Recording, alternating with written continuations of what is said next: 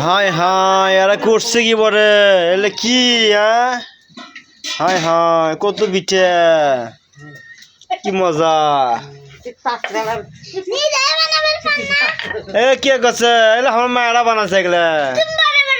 ছোট মায়েরা বানাচ্ছে হায় হায় আমার আলু খাটছে রে আজকে সেই পিকনিক হচ্ছে আমাদের বাড়িতে